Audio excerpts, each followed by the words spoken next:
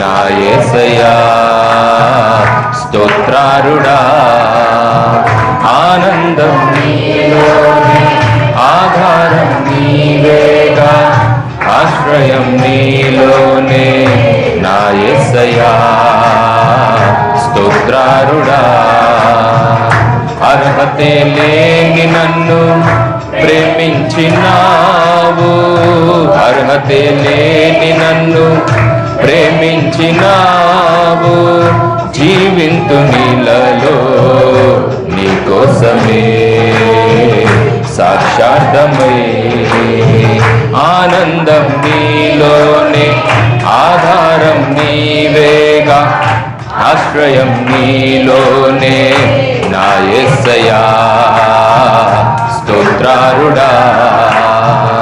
ఆనందం నీలోనే, ఆధారం నీవేగా, ఆశ్రయం నీలోనే నా యేసయ్యా స్తోత్రారుడా. పదే పదే నిన్నే చేరగా, ప్రతిక్షణం నీవే ధ్యాసగా, పదే పదే నిన్నే చేరగా, ప్రతిక్షణం నీవే ధ్యాసగా. కల్వరాల తోటలో, కన్నీటి బాటలో, కల్వరాల తోటలో, కన్నీటి బాటలో కాపాడే కవచముగా నన్ను ఆవరించిన దివ్య క్షేత్రమా, స్తోత్ర గీతమా. ఆనందం నీలోనే, ఆశ్రయం నీలోనే నా యేసయ్యా స్తోత్రారుడా. ఆనందం నీలోనే, ఆధారం నీవేగా, ఆశ్రయం నీలోనే నా యేసయ్యా స్తోత్రారుడా. నిరంతరం నీవే వెలుగని, నిత్యమైన స్వాస్థ్యం నీదని. నిరంతరం నీవే వెలుగని, నిత్యమైన స్వాస్థ్యం నీదని. నీ సన్నిధి వీడక సన్నుతించి పాడనా, నీ సన్నిధి వీడక సన్నుతించి పాడనా. నీ కొరకే ధ్వజమెత్తి నిన్ను ప్రకటించనా. సత్యవాక్యమే, జీవవాక్యమే.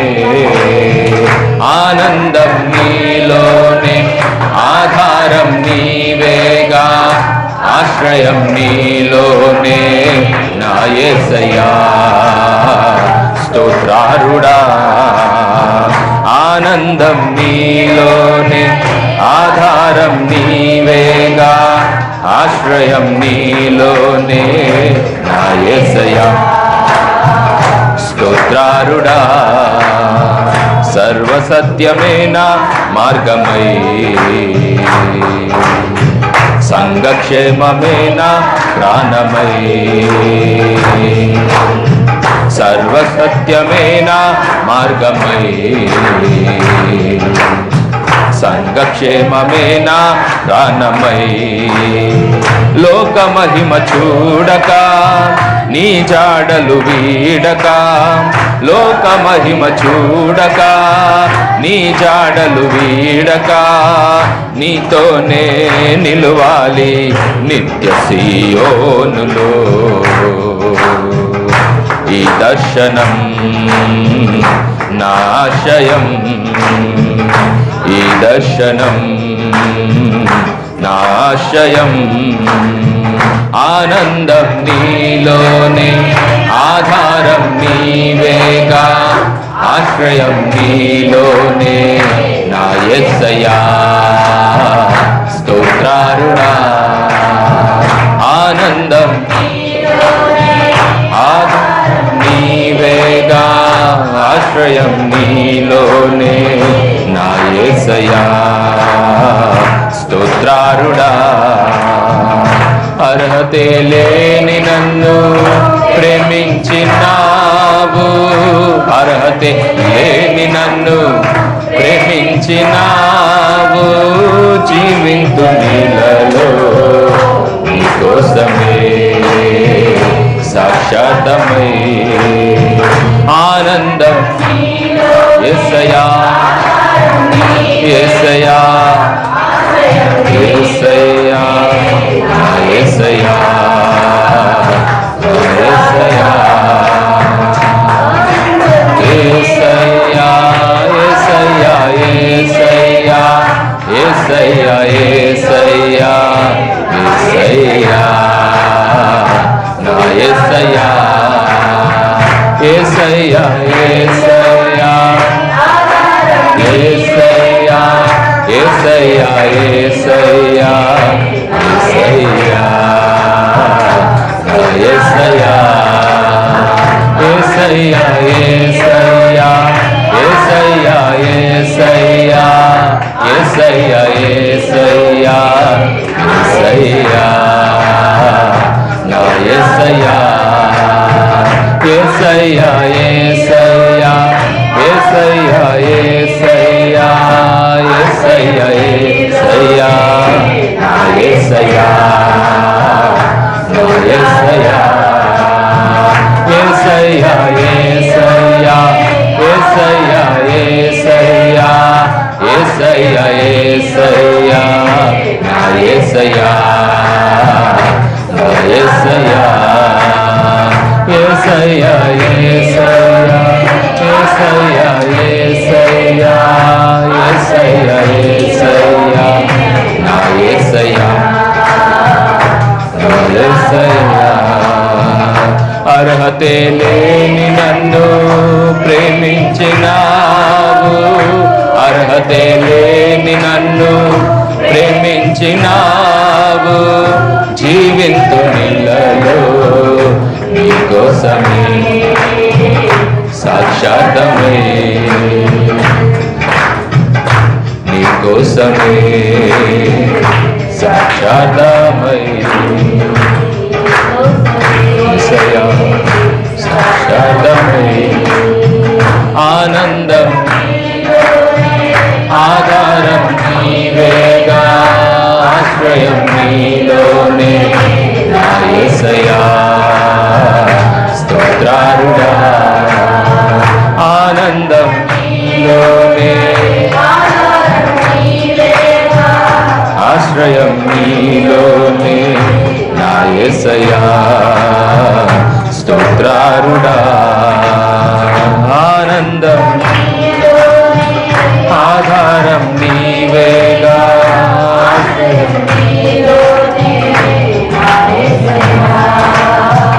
స్తోత్రారుడా. నిరంతరం నీవే వెలుగని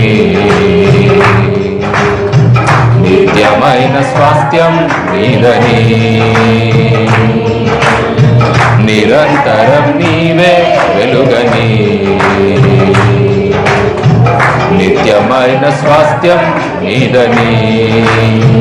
నీ సన్నిధి వీడక సన్నుతించి పాడనా, నీ సన్నిధి వీడక సన్నుతించి పాడనా. నీ కొరకే ధ్వజమెత్తి నిన్ను ప్రకటించనా. సత్యవాక్యమే జీవవాక్యమే, సత్యవాక్యమే జీవవాక్యమే. ఆనందం నీలోనే ఆధారం నీవేగా ఆశ్రయం నీలోనే నా యేసయ్యా స్తోత్రారుడా. నా యేసయ్యా స్తోత్రారుడా. నా యేసయ్యా స్తోత్రారుడా.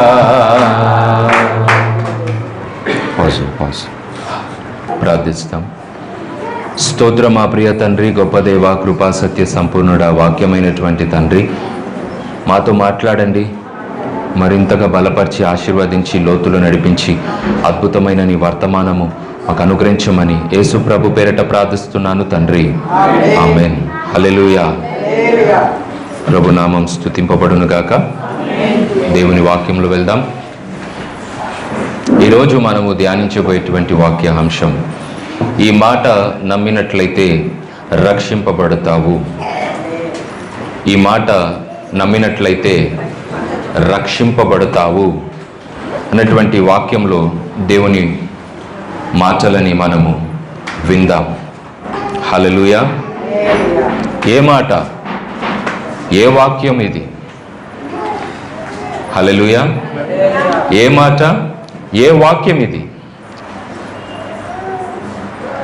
ఏ మాట వింటే రక్షింపబడతాము, ఏ వాక్యాన్ని వింటే రక్షింపబడతాము అని మనం చూస్తూ వెళ్తే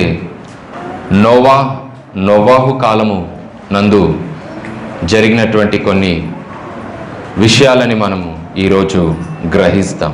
హల్లెలూయా. ఆది కాండంలో మన బైబిల్స్ని 6వ అధ్యాయానికి తిరిపినట్లయితే నోవాహు అనేటువంటి ఒక దైవజనుడు, నీతిమంతుడు, యథార్థవంతుడు కనబడుతున్నాడు. నోవాహు అనేటువంటి పేరుకు అర్థం నెమ్మది కలుగచేయువాడు. నెమ్మది కలుగచేయువాడు. నోవాహు పుట్టినప్పుడు జలప్రలయము వచ్చి మనుషులందరూ కూడా, లోకమంతా కూడా నశించిపోయిన తర్వాత కలిగినటువంటిది ఏంటిదంటే నెమ్మది. అంతవరకు మనుషులకు ఏమీ లేదు, నెమ్మది లేదన్నమాట. జీవితంలో నెమ్మది లేకపోవడానికి కారణం ఏంటో తెలుసా? పాపం. మనిషికి జీవితంలో పాపము అధికమైనప్పుడు నెమ్మది లేకుండా పోతుంది. నోవాహు కాలమందు మనుషులు చేసినటువంటి పాపము దేవుని సన్నిధికి చేరింది. వారి తలంపులంతా, వారి ఊహ అంతయు కేవలము చెడ్డదని దేవుడైన యెహోవా చూచెను. గనుక నోవాహు తరమునందు మనుషులకు నెమ్మది లేదు, పాపం వలన నెమ్మది లేదు. నోవాహు పుట్టినప్పుడు దేవుని వాక్యం చెప్తుంది, ఆయన పేరుకు అర్థం నెమ్మది కలగచేయువాడు. ఇప్పుడు నోవాహు ద్వారా లోకానికి ఏం కలగాలి? నెమ్మది కలగాలి. అబ్రహాము పుట్టినప్పుడు దేవుని వాక్యం చెప్తుంది, ఆయన విశ్వాసులకు తండ్రిగా అయ్యాడు. మోషే పుట్టినప్పుడు దేవుని వాక్యాన్ని చూస్తున్న మోషే గురించి బైబిల్ చెప్తుంది, నా ఇల్లంతట్లో నమ్మకమైన వాడు. అలా దైవజనులు ఈ భూమి మీద పుట్టినప్పుడు సాధారణమైనటువంటి వ్యక్తులుగా వారు పుట్టారు. కానీ పేరుకు తగినటువంటి ఆ ఆశీర్వాదాలు వారు జీవితంలో పొందినప్పుడు లోకంలో వారికేమి, మనుషులకేమి, లోకానికేమి ఆ పేరుకు తగినటువంటి జీవితాన్ని వారు జీవింపగలిగారు కనుక ఆశీర్వాదములు కలిగింది. అయితే నోవాహు పేరుకు అర్థం నెమ్మది కలగచేవాడు. నోవాహుని కన్నటువంటి వ్యక్తి లమేక్ అనేటువంటి వ్యక్తి నోవాహుని కన్నాడండి. మెతూషెల లైన్లో పుట్టినటువంటి వ్యక్తి. తర్వాత హేతు అనేటువంటి వ్యక్తిని మనం బైబిల్ గ్రంథంలో చూస్తాం. హేతు పుట్టినప్పుడు జనులు యెహోవా నామమున ప్రార్థన చేయుట ఆరంభించారు అని బైబిల్ చెప్తుంది. హేతు అనేటువంటి వ్యక్తి ఎవరు కుమారుడు అంటే ఆదాము కుమారుడు. అల్టిమేట్గా నోవాహు పుట్టినటువంటి లైన్ ఏది అంటే ఆదాము లైన్లో పుట్టినటువంటి వ్యక్తి. ఆదాము నోవాహుకు ఒక పెద్ద ముత్తాతగా కనబడుచున్నాడు. అయితే దేవుని వాక్యాన్ని మనం చూస్తూ వెళ్ళినట్లయితే నోవాహు పుట్టాడు, లోకానికి ఇప్పుడు నెమ్మది కలగాలి, కానీ ప్రస్తుతంగా నెమ్మది లేదు లోకంలో. అయితే ఇప్పుడు నెమ్మది కలగబోతుంది. ఆది కాండము 6వ అధ్యాయము 8వ వచనంలో దేవుని వాక్యాన్ని చూస్తే నోవాహు దేవుడైన యెహోవా దృష్టిలో కృప పొందినవాడు. ఏం పొందాడు? కృపను పొందినటువంటి వ్యక్తి అని దేవుని వాక్యం చెప్తుంది. దేవుని కృప అందరి ఎడల ఉంది ఈ తరమునందు. నోవాహు తరమునందు చూస్తే నోవాహు కృప పొందినవాడు దేవుని దృష్టిలో. చాలామంది ఉన్నారు నోవాహు కాలమందు, కానీ వారిపై దేవుని కృప లేకపోయింది. దానికి కారణము పాపం. మనుషులు పాపంలో విస్తరించారు కానీ కృపలో విస్తరించలేదు. మనుషులు పాపంలో విస్తరించారు కానీ పరిశుద్ధతలో విస్తరించలేదు. అయితే గమనించండి, నోవాహు దేవుని దృష్టిలో కృప పొందినవాడు. ఎంతగా కృప పొందాడంటే దేవుడు చేసిన గొప్ప కార్యం ఏంటిదో కూడా మనము గ్రహిస్తాం. ఎందుకు కృప పొందాడు, కృప పొందడానికి కారణం ఏంటిదో కూడా మనము తెలుసుకోవాలి. ఎందుకంటే బైబిల్లో దేవుని వాక్యం చెప్తుంది, 6వ అధ్యాయం 9వ వచనంలో, నోవాహు ఒక నీతిమంతుడు, తన తరమునందు నిందారహితుడు, నోవాహు దేవునితో పాటు నడిచినవాడు. మూడు రకమైనటువంటి విషయాలను గ్రహించాలి. నోవాహు కృప పొందడానికి కారణం ఏంటిదంటే ఆయన నీతిమంతుడు. ఎలాంటివాడు? పాపి కాదు, అపవిత్రుడు కాడు, నీతిమంతుడు. రెండో మాట తన తరమునందు నిందారహితుడు. మూడో మాట దేవునితో నడిచినవాడు. అయితే గమనించాల్సినటువంటి విషయం ఏంటిదంటే, మరో పక్క లోకమంతా కూడా దేవునికి విరుద్ధంగా వ్యతిరేకంగా జీవిస్తుంది, దేవునితో నడవట్లేదు. తన తరమునందు మనుషులు, లోకస్తులు మరి నిందారహితులుగా బ్రతకట్లేరు, తర్వాత నీతిమంతులుగా అసలే కనబడతలేరు. దేవుడు ఆకాశం నుండి తొంగి చూస్తే నీతిమంతుడు ఒకడైనా ఉన్నాడా అంటే ఒకడు కూడా లేడు. అయితే దేవుని నమ్మినటువంటి ప్రజలు ఆయన చేత నీతిమంతులుగా తీర్చబడతారని దేవుని వాక్యము సెలవిస్తుంది. యేసు రక్తంలో కడగబడినటువంటి వారు నీతిమంతులుగా మార్చబడతారు. అయితే గమనించండి, నోవాహు నీతిమంతుడుగా దేవుని దృష్టికి కనబడుతున్నాడు. తన తరమునందు నిందారహితుడు అంటే పర్ఫెక్ట్, పరిపూర్ణుడు, దేవునితో నడుస్తున్నాడు. లోకమంతా ఏమో పాపంలో జీవిస్తుంది, పాపంలో ఎంజాయ్ చేస్తున్నారు, అసలు దేవుడు అంటే వద్దనుకుంటున్నారు, దేవుని నీతి మార్గం వద్దనుకున్నారు, నిందారహితులుగా ఉండాలని కోరలేదు. అయితే ఇలాంటి తరమునందు నోవాహు ఒక్కడు దేవుని దృష్టికి కనబడ్డాడు. ఎలా కనబడ్డాడు? నీతిమంతుడుగా, పర్ఫెక్ట్గా, దేవునితో నడిచేటువంటి వ్యక్తిగా కనబడుచున్నాడు. హల్లెలూయా. కాబట్టి గ్రహించాల్సినటువంటి విషయం ఏంటిదంటే, మనము కూడా నోవాహు వలె నీతిమంతులమై జీవించాలి. రెండో మాట, మన తరమునందు దేవుని మరి నిందారహితులుగా ఉండేటువంటి ప్రజలుగా ఉండాలి. తరం ఎలా మారినా పర్ఫెక్షన్ మారిపోకూడదు. తరాలు మారుతూ వచ్చాయి. నోవాహు కాలమందు తరము వేరు, ఇప్పుడు ప్రస్తుతము మన కాలంలో మనము బ్రతుకుతున్నటువంటి ఈ తరకాలము వేరు. అయితే తరము మారుతుందని చెప్పి మనము పరిశుద్ధతలో, భక్తిలో మారిపోవడానికి వీలు లేదు. మనం చూస్తున్నాం, పరిస్థితులు మారిపోతుంది, తరాలు మారిపోతున్నాయి, యుగాలు మారిపోతున్నాయి, మనుషులు కూడా దాని ప్రకారంగా మారిపోతున్నారు. ఏదేమైనప్పటికీ మన భక్తిలో మారకూడదు, నిందారహితులుగానే మనము బ్రతకాలి.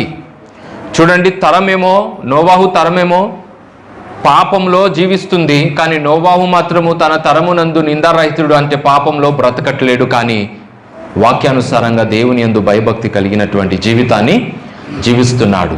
అయితే దేవునితో నడుస్తున్నాడు. ఒక్కడే నీతిమంతుడుగా దేవుని దృష్టికి ఆయన కనబడ్డాడు గనుక దేవుడు ఒక నిర్ణయానికి వచ్చాడు. మనుషులందరూ ఘోరమైన పాపంలో ఉంటే నోవాహు నీతిమంతుడుగా, నిందారహితుడుగా దేవునితో నడుస్తున్నటువంటి పరిస్థితి చూశాడు గనుక ఒక నిర్ణయానికి వచ్చాడు. ఏంటిదంటే ఆ నిర్ణయం 6వ అధ్యాయం 13వ వచనంలో దేవుని వాక్యాన్ని చదువుకుంటే, దేవుడు నోవాహుతో సమస్త శరీరుల మూలముగా భూమి బలాత్కారముతో నిండి ఉన్నది గనుక నా సన్నిధిని వారి అంతము వచ్చి ఉన్నది, ఇదిగో వారిని భూమితో కూడా నాశనము చేయుదును. దేవుని వాక్యం చెప్తుంది, దేవుడైన యెహోవా నోవాహును దర్శించి మాట్లాడుచున్నాడు, the end of all flesh is come before me. సమస్త శరీరుల అంతము నా ఎద్దకు వచ్చి ఉన్నది, నా ముందు వచ్చి ఉన్నది. ఎందుకంటే భూమి అంతా ఎలా నిండి ఉన్నదంట? బలాత్కారముతో నిండి ఉన్నది. బలాత్కారముతో, బలాత్కారం అంటే ఏంటిది? పాపముతో నిండి ఉన్నది. గనుక నోవాహు, నేను ఒక డిసిషన్ తీసుకున్నాను, నేను ఒక నిర్ణయానికి వచ్చాను. ఈ మనుషులు మరి ఈ భూమి మీద ఉన్నటువంటి సమస్తము కూడా ఏమైపోవును? నాశనం అయిపోవును. అందరికీ అంతము వచ్చింది. ఈ మాట గుర్తుపెట్టుకోండి. దేవుడు అంటున్నాడు, the end of all flesh is come before మీ. సర్వ శరీరంలో ఒక నాశనము వచ్చి ఉన్నది అని దేవుడు నోవాహుతో మాట్లాడిండు. అయితే గమనించాల్సినటువంటి విషయం ఏంటిదంటే, సర్వ శరీరుల అంతము వచ్చి ఉన్నది గనుక నువ్వు ఒక ఓడను సిద్ధపరచు. ఒక పెద్ద ఓడను చేయాలి. దేవుడు ప్లాన్ ఇచ్చాడు. ఆ ఓడ ఈ ప్రకారంగా ఉండాలి, ఆ ఓడ ఈ ప్రకారంగా నువ్వు కట్టాలి. ఏ చెక్కతో కూడా దాన్ని కట్టాలో, దాన్ని చేయాలో అనేటువంటి విషయాన్ని క్లుప్తంగా దేవుడు డీటెయిల్గా ఇచ్చాడు. అయితే దేవుని వాక్యాన్ని మనం చూస్తే 18వ వచనంలో, నేను నా నిబంధనను స్థిరపరచెదను. ఏమంటున్నాడు? అయితే నీతో నా నిబంధనను స్థిరపరచుచున్నాను. నా నిబంధన స్థిరపరుస్తా.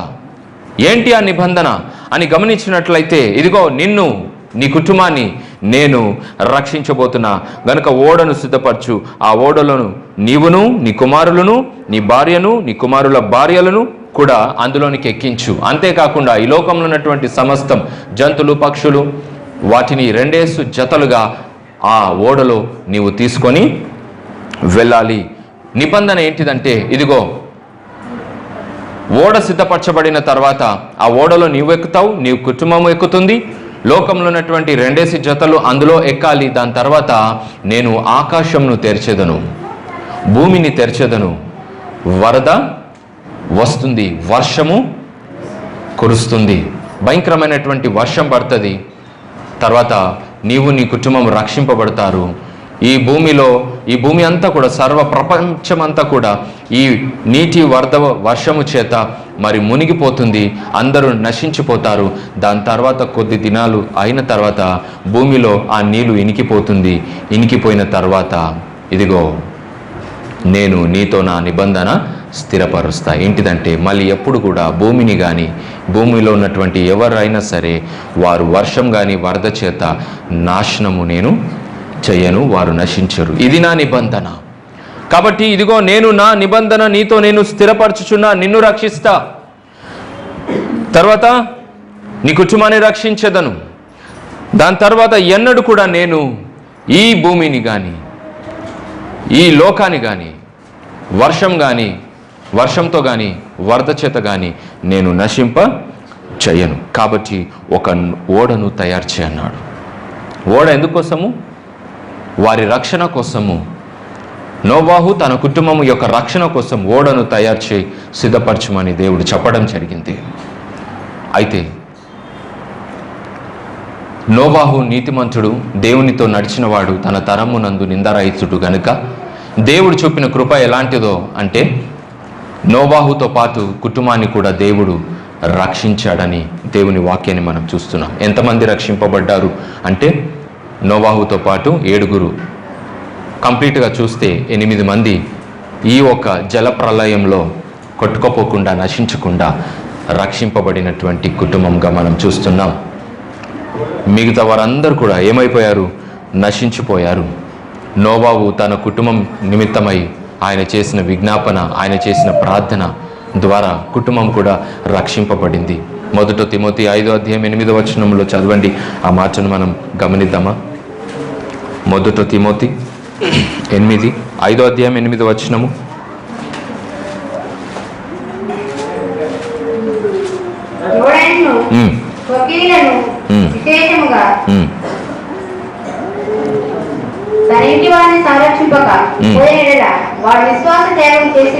ఎవడైనా తన ఇంటి వారిని సంరక్షింపకపోతే వాడు విశ్వాసము త్యాగము చేసిన అవిశ్వాసి కంటే చెడ్డవాడై యుండును. దేవుని వాక్యాన్ని మనం చదువుకుంటున్నాం. 5వ అధ్యాయము 8వ వచనము 1 తిమోతి. ఎవడైనను స్వకీయులైనను విశేషముగా తన ఇంటి వారిని అంటే తన కుటుంబాన్ని రక్షింపకపోయిన ఎడల వాడు విశ్వాస త్యాగము చేసిన వాడై. విశ్వాస త్యాగము అంటే ఏంటిది? అంటే విశ్వాసాన్ని విడిచిపెట్టినటువంటి వాడు. దేవుని వాక్యం చెప్తుంది, విశ్వాస త్యాగము చేసిన వాడై అవిశ్వాసి కంటే చెడ్డవాడగును. అవిశ్వాసి కంటే చెడ్డవాడు ఎప్పుడవుతుందంట? విశ్వాస త్యాగము చేసినప్పుడు, అంటే విశ్వాసాన్ని విడిచిపెట్టినప్పుడు. ఏ విషయంలో? తన కుటుంబము విషయంలో. నాకేమి, వారు ఎటుపోతే నాకేమి, చచ్చిపోయినాక వారు నరకం పోతే నాకేమి, నేనైతే నమ్ముకున్నా కదా దేవుని, నేను పరలోకానికి వెళ్ళిపోతున్నా అన్నటువంటి భావము ఎవరిలో అయినా ఉన్నట్లయితే వారు ఎలాంటి వారంటే విశ్వాస త్యాగము చేసేసినట్టు. అంటే విశ్వాసాన్ని, తమ కుటుంబం విషయంలో విశ్వాసాన్ని విడిచిపెట్టినటువంటి వారు. అలాంటి వారు మరి ఎలా ఉన్నారంట? అవిశ్వాసుల కంటే చెడ్డవారంట. కాబట్టి ఈ వాక్యం నిన్ను ఎలా హెచ్చరిస్తుందంటే, నీవు నీ కుటుంబాన్ని రక్షించుకోగలగాలి. కుటుంబంలో చాలామంది సంపూర్ణ రక్షణ పొందక ఉంటారు, రక్షణ లేక ఉంటారు. ఈరోజు చచ్చిపోతారు అంటే వారు నేరుగా నరకంలో వెళ్ళిపోయేటువంటి పరిస్థితుల్లో కొందరు ఇంట్లో ఉంటారు. అయితే అదే ఇంట్లో కొందరు విశ్వాసులు ఉంటారు, రక్షింపబడి ప్రభువాని ప్రార్థన చేసేవంటి విశ్వాసులు, భక్తిపరులు ఉంటారు. అలాంటి వారు తమ కుటుంబం గురించినటువంటి బాధ్యత వహించకపోతే దేవుని వాక్యం చెప్తుంది, విశ్వాస త్యాగము చేసిన వాడు అవిశ్వాసి కంటే చెడ్డవాడు. ఇలాంటి పేరు నువ్వు తెచ్చుకోవాలనా? నీ విశ్వాస త్యాగము చేయకు. నీ విశ్వాసాన్ని కాపాడుకుంటూ ఏం చేయాలంటే, నీ కుటుంబం కొరకు ఎంతైనా కన్నీళ్లు కార్చాలి, ప్రార్థన చేయాలి. దేని కొరకంటే, నీ వలె వారును రక్షణ పొందడానికి. నువ్వు ప్రార్థన చేస్తే నిజంగా మోకాళ్ళ మీద ఉండి వారు మారగలుగుతారు, ప్రభుని నమ్ముకుంటారు, రక్షణ పొందగలుగుతారు. నోవాహు చేసిన పని, గొప్ప పని ఏంటిదంటే, ఆయన తన సొంత స్వార్థముని చూసుకోలేదు. నాకేమి, నా కుటుంబీకులు ఎలా పోతే ఏమి అనుకోలేదు. నేనైతే రక్షణ పొందిన నాకేమి, నేనైతే నీతిమంతునిగా ఉన్నా నాకేమి, నేను దేవునితో నడుస్తున్నా నాకేమి, నేను నా తరమునందు నిందారహితునిగా జీవిస్తున్నా నాకేమి అని అనుకోలే. తన కుటుంబం గురించి చింతపడ్డాడు. అంతేకాదు, లోకంలో ఉన్నటువంటి వారికి నోవాహు గురించి బైబిల్ చెప్తుంది, ఆయన ఒక ప్రీచర్, నీతిని ప్రకటించిన బోధకుడు. నీతిని ప్రకటించిన బోధకుడు అంటే తన కుటుంబాన్ని కూడా సిద్ధపరచుకున్నాడు, కుటుంబాన్ని కూడా బోధ చేశాడు, నీతి మార్గాన్ని బోధించాడు, లోకాన్ని కూడా బోధించాడు. అయితే గమనించండి దేవుని వాక్యం. కాబట్టి ఈ విషయంలో మీరందరూ జాగ్రత్త పడాలి. నీ ఇంట్లో ఉన్న వారు రక్షింపబడ్డారా? కంప్లీట్గా వారు బాప్తిస్మం పొందారా? రేపు చనిపోతే దేవుని సన్నిధికి చేరతారనేటువంటి విశ్వాసం మీకుందా? లేనిచో మీరు చేయాల్సినటువంటి పని చాలా సీరియస్గా, చాలా భారముతో మీ జీవితాలను సమర్పించుకుంటూ మీ కుటుంబం కొరకు మీరు ప్రార్థన చేయాలి. హల్లెలూయా. గనుక గమనించండి, ఓడ సిద్ధపరచు. నీ కుటుంబీకుల సభ్యులకు ఓడను సిద్ధపరచు, అంటే వారికి రక్షణ కలుగునట్లు ప్రార్థన చేయి. హల్లెలూయా. ఓడను సిద్ధపరిచాడు నోవాహు, తన కోసం, తన కుటుంబీకుల కోసం. హల్లెలూయా. ఇంకా ఎవరైనా ఆయన మాటను నమ్మి ఆ ఓడలో ఎక్కుతారేమో అని చెప్పి ఓడ సిద్ధపరచబడింది. మీకు తెలుసా ఓడ ఎంత పెద్దదో? చాలా పెద్దది, ఎంతో పెద్దదిగా ఆ ఓడ సిద్ధపరచబడింది. అందులో కేవలం నోవాహు తన కుటుంబముకు మాత్రమే కాదు, అందులో ఇంకా కొందరు ఎక్కడానికి కూడా అవకాశము ఉంది. కానీ ఎక్కిన వారు ఒక్కరు కూడా లేరు. ఏదేమైనప్పటికీ ఆదికాండము 7వ అధ్యాయం 5వ వచనంలో Noah did according unto all that the Lord commanded him. దేవుడైన యెహోవా ఆజ్ఞాపించిన ప్రకారము నోవాహు యావత్తు, అంటే సమస్తమును చేశాడు. దేవుడు ఎలా చెప్పాడో అలాగా నోవాహు చేశాడు. ఓడ ఇలా ఉండాలి, ఇలా చేయాలి అంటే దేవుని మాట చెప్పున, ఆజ్ఞ చెప్పున ఆయన చేశాడు. మనం చేయగలుగుతున్నామా? దేవుని ఆజ్ఞ చెప్పున దేవుడు కొన్ని విషయాలను మనకు బయలుపరుస్తాడు, దాని ప్రకారంగా మనం చేయగలుగుతున్నామా? కాబట్టి గమనించండి, నోవాహు ఎలాంటి వాడంటే నమ్మకమైన దాసుడుగా ప్రయాసపడి దేవుడు చెప్పినట్టుగానే ఆ ఓడను సిద్ధపరిచాడు. దేవుడు ఇంజనీరింగ్ ప్లాన్ ఇచ్చాడు. ఆ ప్లాన్ ప్రకారంగానే నోవాహు సిద్ధపరిచాడు. కాబట్టి గమనించండి, నోవాహు ఎలాంటి వాడంటే దేవుని మాటని నమ్మినవాడు. దేవుని మాటని నమ్మినవాడు అంటే దాని అర్థం ఏంటో తెలుసా అండి? చెప్తాను రండి. హెబ్రీయులకు రాసినటువంటి పత్రిక 11వ అధ్యాయము 7వ వచనాన్ని చదువుకుందాం. హెబ్రీయులకు రాసినటువంటి పత్రిక 11వ అధ్యాయము 7వ వచనం, విశ్వాసమును బట్టి నోవాహు అది వరకు చూడని సంగతులను గూర్చి దేవుని చేత హెచ్చరింపబడి భయభక్తులు గలవాడై తన ఇంటి వారి రక్షణ కొరకు ఒక ఓడను సిద్ధము చేసెను. హల్లెలూయా. దాని తర్వాత, అందువలన అతడు లోకము మీద నేరస్థాపన చేసి విశ్వాసమును బట్టి కలుగు నీతికి వారసుడాయెను. దేవుని వాక్యాన్ని చూస్తున్నాము. విశ్వాసమును బట్టి నోవాహు అది వరకు చూడని సంగతులను గురించి దేవుని చేత హెచ్చరింపబడి, అది వరకు చూడని సంగతులను దేవుని చేత హెచ్చరింపబడ్డాడు. జీవితంలో ఎన్నడూ చూడనటువంటి విషయము దేవుడు నోవాహుతో ఒకటి చెప్పాడు. అందుకే బైబిల్ చెప్తుంది, అది వరకు చూడని సంగతులను గురించి దేవుని చేత హెచ్చరింపబడినప్పుడు ఆ మాటని నమ్మాడు. ఏంటి ఆ విషయము? ఏంటి ఆ విషయము? దేవుని చేత ఆయన హెచ్చరింపబడినటువంటి విషయం ఏంటిది? ఆయన జీవితంలో అది వరకు చూడనటువంటి విషయం ఏంటిది? వర్షముని చూడలేదు.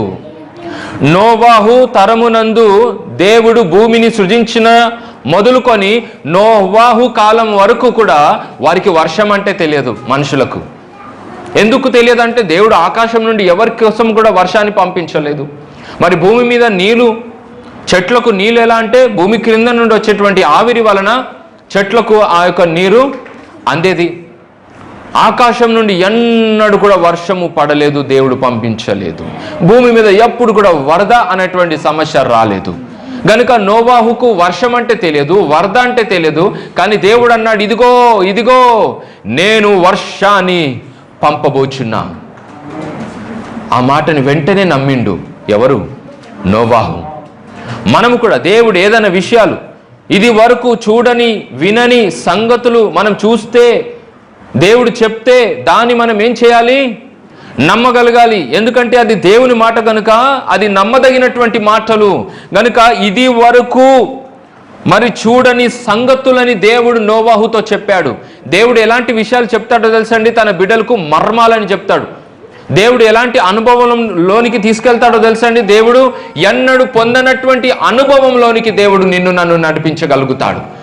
నువ్వు ఎన్నడూ చూడనటువంటి విషయాలని నీ కళ్ళకు దేవుడు చూపించగలుగుతాడు. అదే అద్భుతమైనటువంటి కార్యాలు అంటే. నమ్మిన వారు ధన్యులు. నమ్మిన వారు అవుతారు.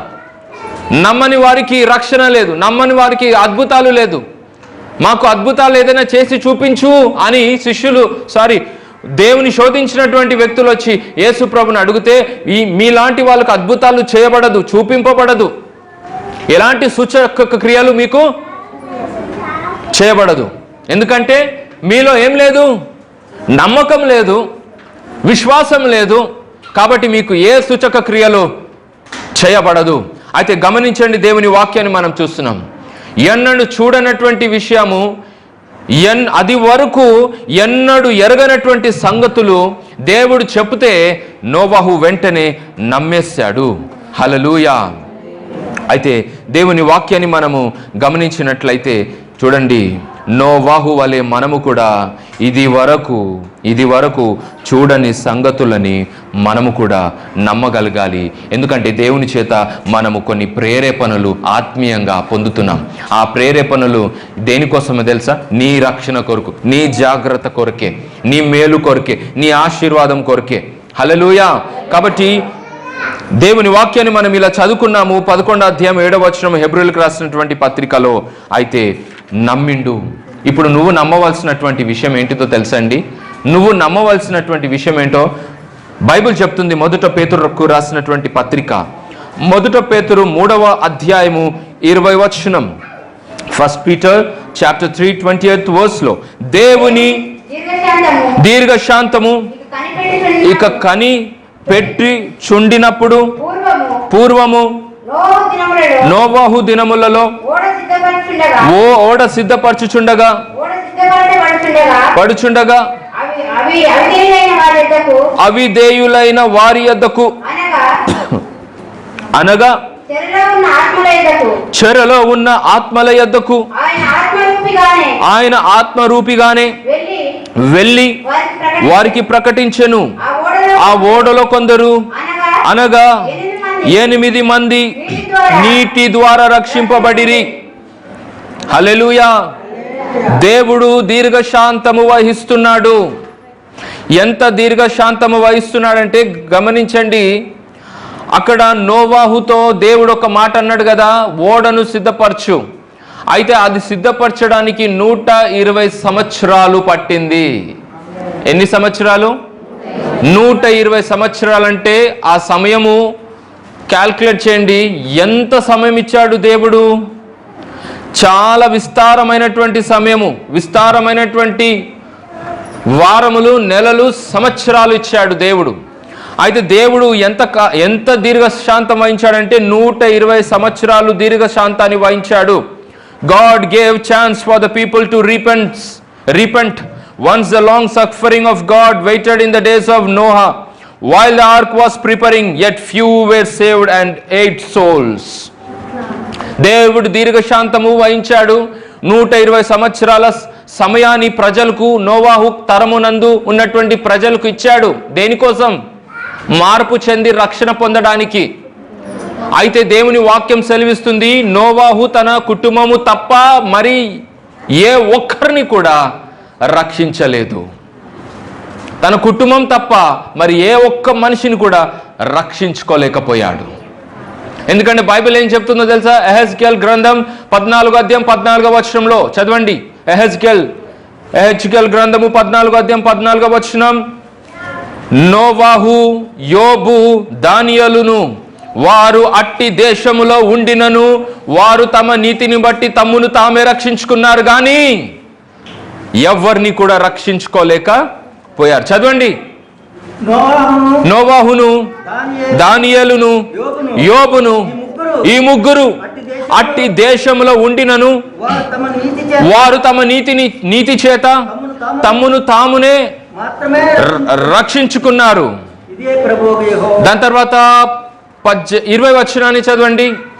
అదే అధ్యాయము 20 వచనం, నోవాహును, దానియేలును, యోబును ఈ ముగ్గురిలో దానిలో ఉండినను నా జీవము తోడు వారు తమ నీతి చేత తమ్మును తాము మాత్రమే రక్షించుకోగలిగారు కానీ కుమారులైనను కుమార్తెలనైనను రక్షింపజాలకుండిరి. నీ నీతి నిన్నే రక్షించును, నా నీతి నన్ను రక్షించును. నా నీతి వలన నువ్వు రక్షణ పొందలేవు, నీ నీతి వలన ఇతరులు రక్షణ పొందలేరు. కాబట్టి దేవుని వాక్యం చెప్తుంది, దేవుడైన యెహోవా అక్కడ ఎంతో దీర్ఘశాంతం వహించాడు ప్రజలు రక్షణ పొందుటకై. ఆయనను ఒక్క వ్యక్తినైనా రక్షించలేకపోయాడు. నోవాహు ప్రకటన చేశాడు, రక్షించలేకపోయాడు. ఓడను కట్టి చూపిస్తున్నాడు, తన విశ్వాసాన్ని క్రియలో పెట్టాడు. 120 years 120 సంవత్సరాలు ఒక ఓడ కట్టడం అంటే అక్కడ ఉన్నటువంటి చుట్టుముట్టున్న వారందరూ చూసి ఎగతాళి చేశారేమో, నవ్వారేమో, నమ్మలేదు, ఈయనేమో ఇంత పెద్ద ఓడని చేసుకుంటున్నాడు, పిచ్చివాడైపోయాడు అనుకొని కొందరు అనే ఉండొచ్చు. కానీ విశ్వాసం పెట్టలేదు, రక్షణ పొందలేదు. నోవాహు ఎవరిని రక్షించలేకపోయాడు. ఇంత శ్రమపడ్డా, ఇంత ప్రకటన చేశా, ఎందుకో తెలుసా? విశ్వాసం లేదు. వర్షం అంట, వర్షం ఆకాశం నుండి పడుతుందంట, ఎన్నడూ పడనటువంటి విషయము.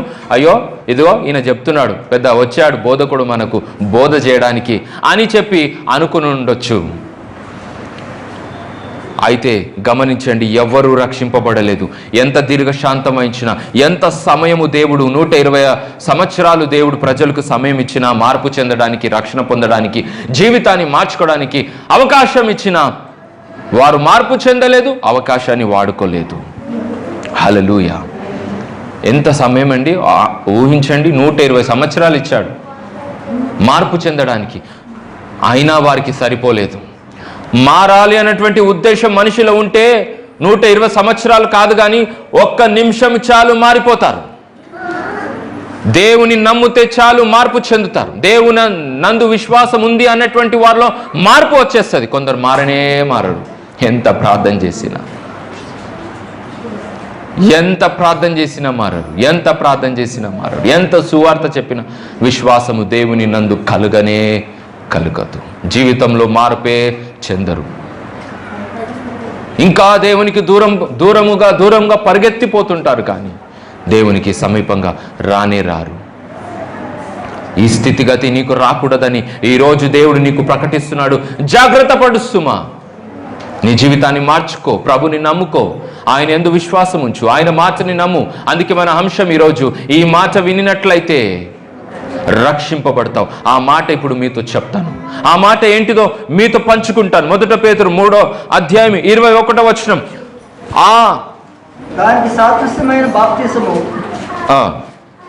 ఇప్పుడు అయితే 2వ అధ్యాయము 2 పేతురు 2వ అధ్యాయం 5వ వచనం.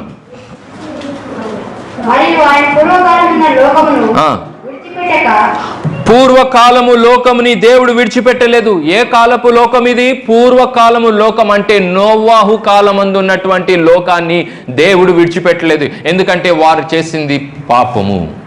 వారు పాపం చేస్తే దేవుడు ఆ లోకాన్ని విడిచిపెట్టలేదు. అయితే భక్తిహీనుల సమూహము మీదికి జలప్రలయము రప్పించినప్పుడు నీటిని ప్రకటించిన నోవాహును మరి 7 కాపాడెను. గమనించండి, దేవుని వాక్యాన్ని చూస్తున్నాం. ఆ పూర్వకాలమందు లోకమును దేవుడు విడిచిపెట్టలేదు. విడిచిపెట్టాడా? ఆ మనుషులను విడిచిపెట్టాడా? ఆ పూర్వకాలం లోకాన్ని విడిచిపెట్టలేదు. దేవుని ఉగ్రత వచ్చింది, తెగులు వచ్చింది. ఏ ఒక్కడు కూడా రక్షింపబడకుండా అందరూ నశించిపోయారు. నశించిపోవడానికి కారణము దేవుడు కాడు, మానవుడే. నమ్మలేదు దేవుని మాటని, విశ్వసించలేదు దేవుని మాటని, అవకాశం ఇస్తే మార్పు చెందలేదు. అయితే దేవుని వాక్యాన్ని చూస్తున్నాం. ఆ పూర్వపు కాలమందు లోకమును విడిచిపెట్టలేదు. హల్లెలూయా. దేవుడు చూడండి, ఆ పూర్వపు లోకాన్ని దేవుడు విడిచిపెట్టలేదు. అయితే నోవాహు 7 ఆయనతో పాటు మాత్రమే రక్షింపబడ్డారు అని దేవుని వాక్యాన్ని మనము చూస్తున్నాం. హల్లెలూయా. అయితే ఈ లోకాన్ని దేవుడు విడిచిపెడతాడా? ఇప్పుడు పూర్వపు కాలమందున్న లోకమునే దేవుడు విడిచిపెట్టనప్పుడు ప్రస్తుత కాలపు లోకమందు ఉన్నటువంటి మనుషులైనా సరే, ఈ లోకాన్ని అయినా సరే దేవుడు విడిచిపెడతాడా? ఏ ఒక్కరు తప్పించుకోలేరు. ఉగ్రత దినము వస్తుంది, అదే ప్రభు దినము, చివరి దినం. ఆ దినం ఎవరు తప్పించుకొనలేరు. ఈరోజే జీవితంలో మార్పు చెందితే సరే, లేకపోతే నువ్వు తప్పించుకొనలేవు. ఆ దేవుని ఉగ్రత ఎలా రాబోతుందో తెలుసా? దేవుడు ఈ ప్రస్తుత కాలంలో ఈ ప్రస్తుతపు లోకాన్ని ఎలా నశింప చేయబోతున్నాడో తెలుసా? 2వ పేతురు 3వ అధ్యాయము 6వ వచనము నుండి 6వ వచనము అయితే 9వ వచనము. కొందరు ఆలస్యమని ఎంచుకొనున్నట్లు ప్రభు తన వాగ్దానము గురించి ఆలస్యము చేయువాడు కాడు, గాని ఎవడును నశింపకూడదని నిశ్చయింపక అందరూ మారు మనసు పొందాలని కోరుచు మీ ఎడల దీర్ఘ శాంతము గలవాడై ఉన్నాడు. చదవండి. వచ్చును, గతించుపోవును, లయమైపోవును, కాలిపోవును.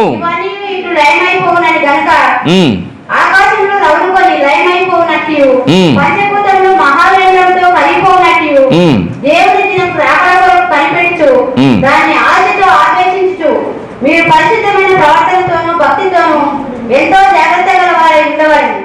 హల్లెలూయా. కాబట్టి దేవుని వాక్యం సెలవిస్తుంది ఏంటో తెలుసండి? పేతురు రాసినటువంటి పత్రికలో 3వ అధ్యాయం 7వ వచనాన్ని చదువుకుందాం. 2 పేతురు 3వ అధ్యాయం 7వ వచనం. 2 పేతురు. అయితే ఇప్పుడున్న అయితే ఇప్పుడున్న ఆకాశమును భూమియు భూమియు భక్తిహీనుల తీర్పు కొరకు నాశనమును జరుగు దినము వరకు అగ్ని కొరకు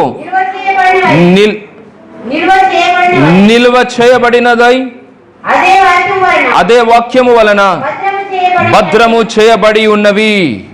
దేవుని వాక్యము 7వ వచనములు సెలవిస్తుంది. అయితే ఇప్పుడున్న ఆకాశము భూమి భక్తిహీనుల తీర్పును నాశనమును జరుగు దినము వరకు అగ్ని కొరకు నిల్వ చేయబడి ఉన్నది. అదే వాక్యము వలన భద్రము చేయబడి ఉన్నది. ఏంటిదంట? ఇప్పుడున్న ఆకాశం, ఇప్పుడున్న భూమి, ప్రస్తుతంగా బ్రతుకుచున్నటువంటి భక్తిహీనులు తీర్పులోనికి వస్తారు. అగ్ని కొరకు భద్రము చేయబడి ఉంది. అదే వాక్యాన్ని బట్టి అగ్ని కొరకు భద్రము చేయబడి ఉన్నది. నమ్మిన వారు ఇలా రక్షింపబడ్డారు.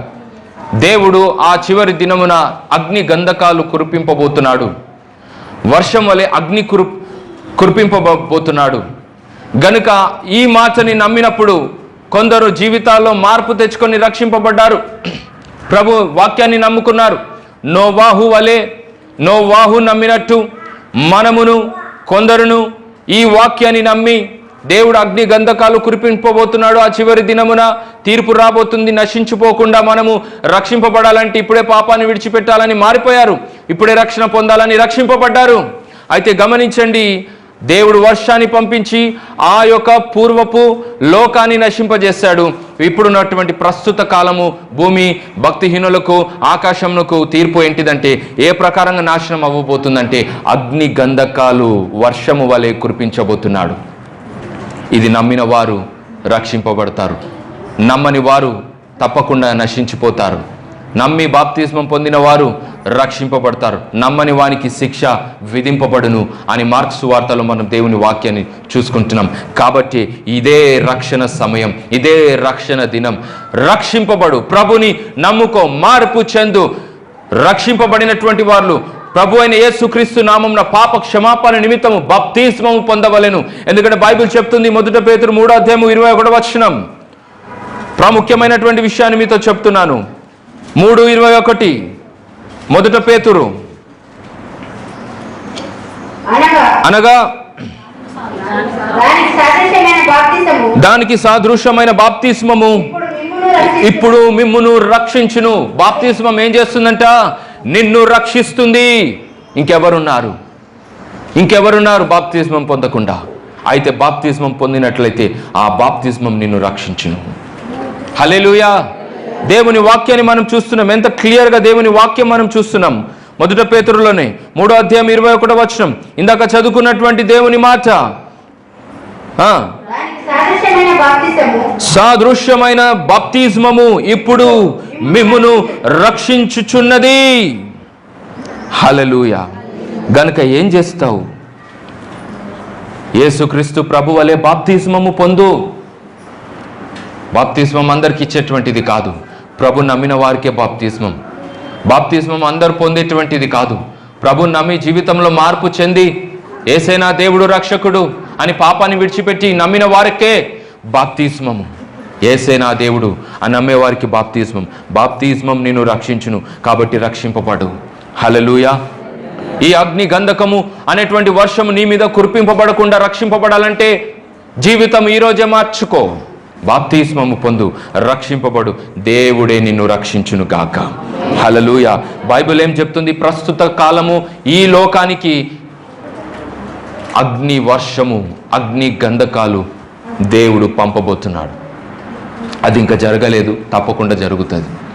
గతంలో జరిగిందా అంటే ఎస్, జరిగింది. సొదొమ గొమొర్రా పట్టణాలను మనం చూస్తే అగ్ని గంధకాలు ఆ ప్రాంతం మీద దేవుడు కురిపించాడు. ఎందుకంటే ఆ దేశంలో ఉన్నటువంటి ప్రజలు కూడా ఆ తరము వారు ఏం చేశారంటే పాపంలో బ్రతికారు. వారు చేసిన పాపం కూడా దేవుని సన్నిధికి వెళ్ళింది. అయితే అక్కడ ఎవరైనా నీతిమంతులు ఉన్నారా అంటే ఒకడే, లోతు ఉన్నాడు. గనుక ఆ లోతుని తన కుటుంబాన్ని రక్షించుటకు దేవుడు దూతలని ముందుగానే సిద్ధపరిచి పంపించాడు. ఆ కుటుంబము తప్ప మిగతా వారందరూ కూడా అగ్ని గంధకంలో నశించిపోయారు.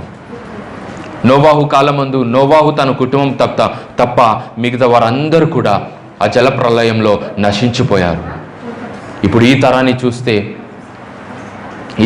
చూస్తే పాపులు ఎంతమంది ఉన్నారు, నీతిమంతులు ఎంతమంది ఉన్నారు మనం లెక్క చేయలేం. ఎందుకంటే ఈ లోకము బహుగా విస్తరించిపోయింది. దేవుని వాక్కు చెప్పున ఇదిగో భూమిని నిండించి దానిని విస్తరింప చేయమని దేవుడైన యెహోవా ఆదాముతో వాగ్దానం చేసినట్టుగా ఈరోజు మనం కళ్ళారా చూస్తున్నాం. దేవుని వాగ్దానం నెరవేరింది. భూమి బహుగా విస్తరించింది మనుషుల చేత. భూమి మనుషుల చేత నిండుకుంది బాగా.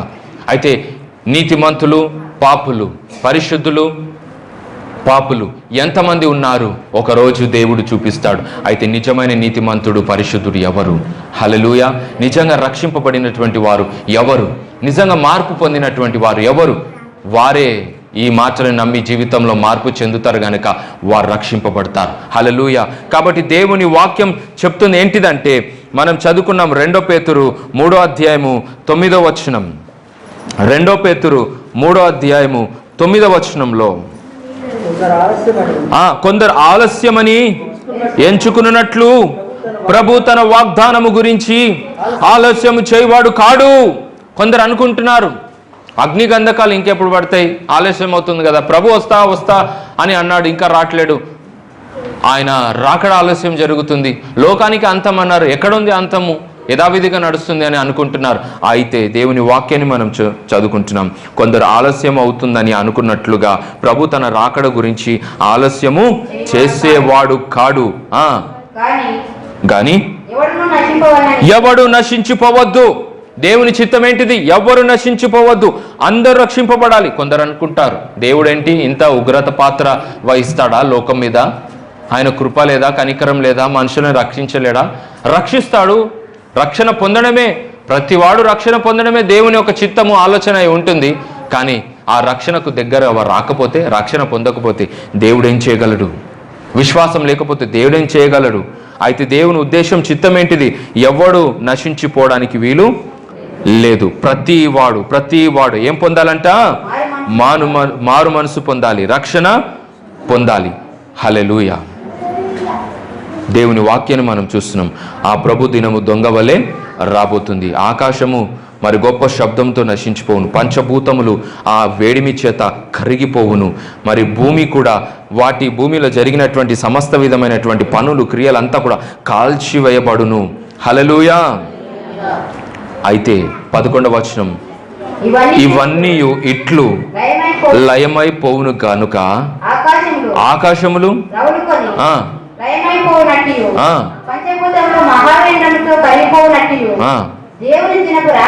దేవుని దినపు రాకడ కొరకు కనిపెట్టుచు దానిని ఆశతో అపేక్షించుచు మీరు పరిశుద్ధమైన ప్రవర్తనతోను భక్తితోను ఎంతో జాగ్రత్త గల వారై ఉండవలెను. దేవుని వాక్యం హెచ్చరిస్తుంది. ఒకవైపున పరిస్థితి ఇలా ఉండబోతుంది, రానై ఉన్నటువంటి దినాల్లో ఉగ్రత రాబోతుంది గనుక మీరు ఎలా ఉండాలి? ఈ ప్రస్తుతపు లోకంలో దేవుని దినము రాకడ కొరకు కనిపెట్టుచు. మొదటి మాట, దేవుని దినము రాకడ కొరకు కనిపెట్టుచు. ఆ చివరి దినము కొరకు మీరు కనిపెట్టాలి, దేవుని రాకడ కొరకు కనిపెట్టాలి. కనిపెడుతున్నారా? హల్లెలూయా. ప్రార్థనలో కనిపెడుతున్నారా? దేవుడు ఈరోజు ఇప్పుడే వచ్చేస్తే మన పరిస్థితి ఏంటిది? మనము ఆయన దగ్గరికి వెళ్ళిపోగలుగుతామా, లేకపోతే విడవబడతామా? దేవుని దినము రాకడ కొరకు కనిపెట్టుచు. కనిపెట్టండి. ఏ సంఘము కనిపెట్టింది బైబిల్ గ్రంథంలో ప్రభు రాకడ కొరకు, పెళ్లి కుమారు కొరకు? ఏ సంఘం కనిపెట్టింది? బుద్ధి కలిగినటువంటి కన్యక, బుద్ధి కలిగినటువంటి సంఘము తమ ద్వీటిలను వెలిగించుకుంటూ ప్రభు అనగా పెళ్లి కుమారుడైనటువంటి యేసుక్రీస్తు ప్రభు కొరకు కనిపెట్టింది. అట్టి వారే ధన్యులు, వారే కొనిపోబడ్డారు ఆ పెళ్లి కుమారుడైనటువంటి యేసుక్రీస్తుతో.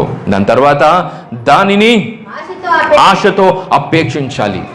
దేవుని రాకడను ఎలా అపేక్షించాలంట? దురాశతో కాదు, ఆశతో. దేవుడు ఎప్పుడు వస్తాడా ఎదురు చూస్తూ ఆశతో అపేక్షించాలి. కొందరు ఆలస్యం అయితే బాగుంటుంది అనుకుంటారు. ఎందుకో తెలుసా?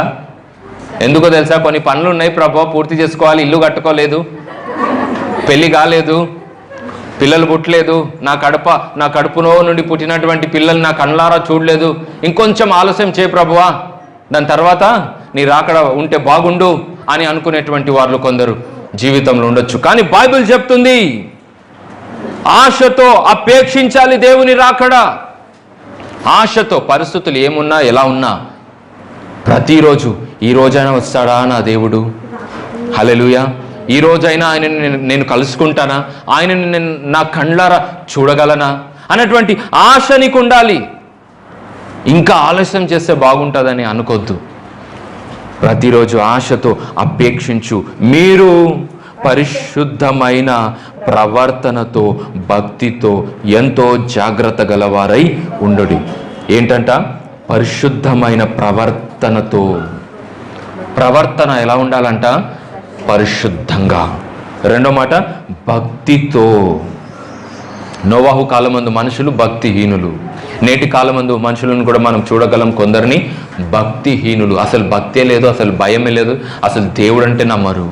అలాంటి వారి జీవితాన్ని చూడండి. విచ్చలవిడిగా మాట్లాడతారు, విచ్చలవిడిగా ప్రవర్తిస్తారు, వారికి ఇష్టం వచ్చినట్టుగా బ్రతుకుతారు. ఉదాహరణకు చెప్పుకోవచ్చు, కానీ అర్థం చేసుకోండి దేవుని మాటలు, వాక్యాలు.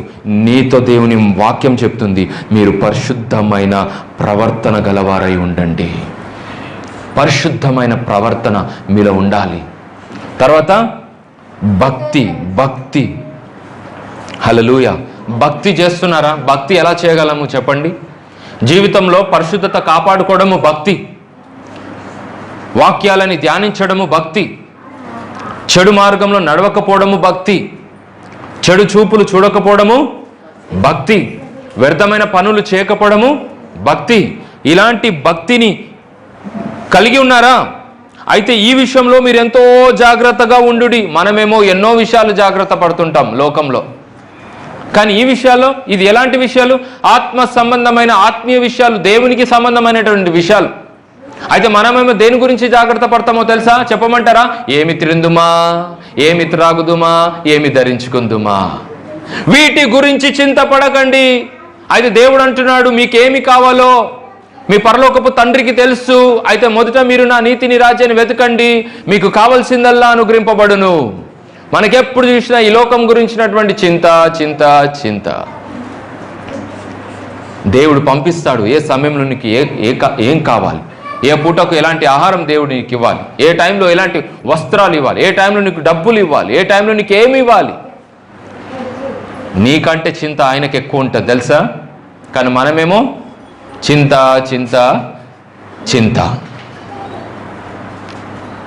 దేవుని వాక్యం సెలవిస్తుంది, చింతించుట వలన ఒక మూరు ఎత్తు పెంచుకోగలవా? చెప్పండి, ఒక్క మూరు ఎత్తు ఎక్కువ అవుతామా? మనం పెరుగుతామా చింతించుట వలన? లేదు.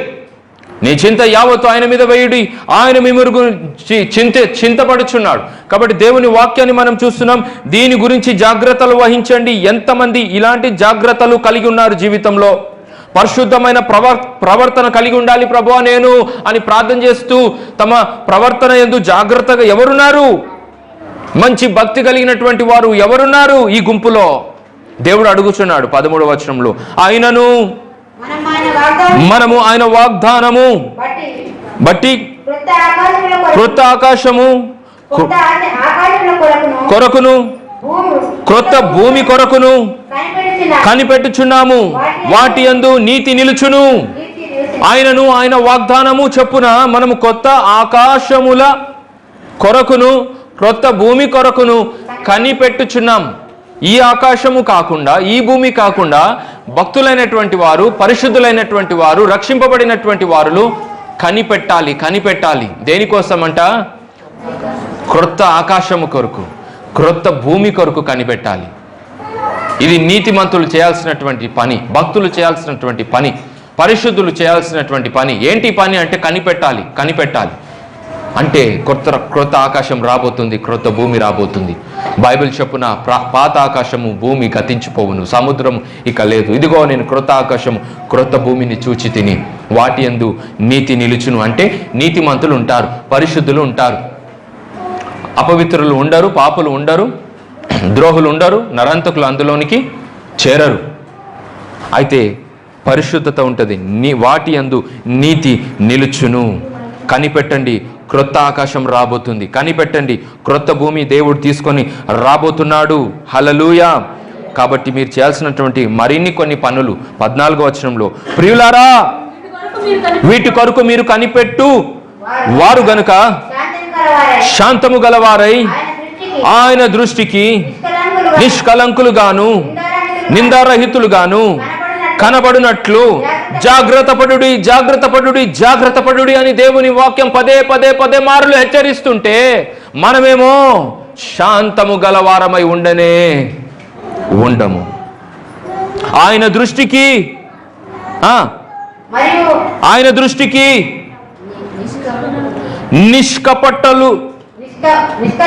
నిష్కలంకులుగా ఉండండి అంటే నిష్కలంకులుగా మనం ఉండము. ఆయన దృష్టికి నిందారహితులుగా ఉండమని దేవుని వాక్యం హెచ్చరిస్తుంటే ఆయన దృష్టికి మనం నిందారహితులుగా కనబడము. ఈ విషయాల్లో జాగ్రత్త పడండి. ఏ విషయాల్లో జాగ్రత్త పడండి? శాంతము గలవారై ఉండుడి. శాంతము గలవారై ఉండుటకు మీరు జాగ్రత్త పడండి. శాంతిగా ఉన్నారా? ఎప్పుడు చూసినా కలవరము,